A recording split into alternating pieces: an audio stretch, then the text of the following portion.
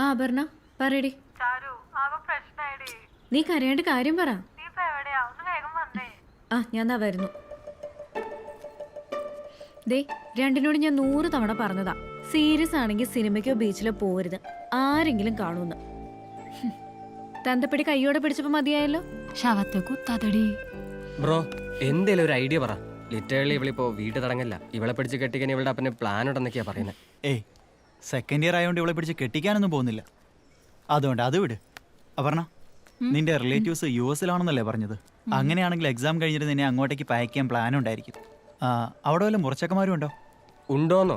2 തെണ്ടികൾ. ആ എന്നാ സൂക്ഷിക്കണം. എന്തേലും ഒരു വഴി പറയടോ. രജിസ്റ്റർ മാരേജ് ഇവിടെ ചെയ്യരുത്, ഏതെങ്കിലും ദൂരെ ആരും ശ്രദ്ധിക്കാത്ത ഒരു രജിസ്റ്റർ ഓഫീസിൽ പോയി നടത്തണം. അതാവുമ്പോ നോട്ടീസ് ബോർഡിലിട്ടാലും ആരും അറിയാൻ പോകുന്നില്ല.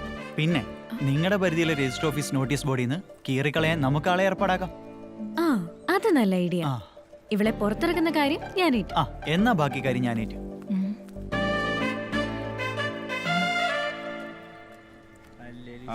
നിങ്ങൾ എന്തോരം ഒരു സ്കൂൾ മാഷിനെ പോലെ ഇരിക്കുന്നു. ഒരു കണ്ണാടിനെ കൂടി കുറവുണ്ട്. എനിക്കറിയാം. എങ്ങനെയുണ്ട്? കറക്റ്റായി.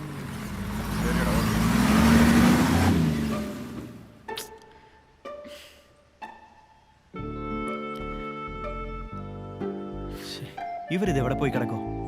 താൻ അവരെ ഒന്ന് വിളിച്ചു നോക്കി. ഫോൺ കട്ട് ചെയ്യും.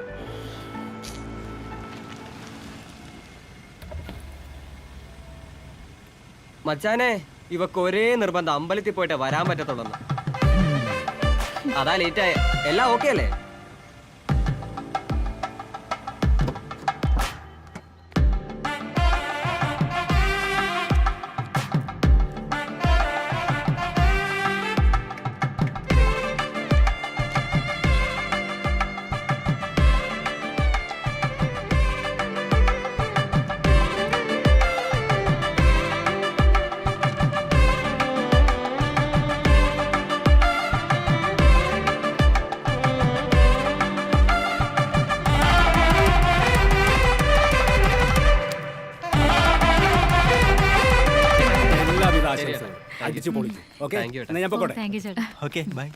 അപ്പൊ പിന്നെ ഞങ്ങളങ്ങോട്ട്. അതല്ല, എന്നെ രാജീവ് ഡ്രോപ്പ് ചെയ്യാന്നാ പറയണേ. ഓ കെട്ടിയോൺ റെസ്പോൺസിബിലിറ്റി. ഏയ് അല്ലടോ, ഇവിടുന്ന് 1 മണിക്കൂറുണ്ട് ഇവിടെ വീട്ടിലേക്ക്. അതുവരെ സംസാരിച്ചു പോവാലോ. വേറൊന്നും വിചാരിക്കല്ലേ. പോട്ടെ. All the best.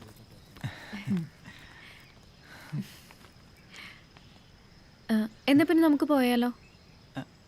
അല്ല, നമ്മൾ ചീരമല വരെ വന്ന സ്ഥിതിക്ക് നമുക്കൊന്ന് കറങ്ങാൻ പോയാലോ? ഇവിടെ കുറെ കാണാനുണ്ടെന്നേ. ശരി. ഓക്കെ, വാ പോവാം.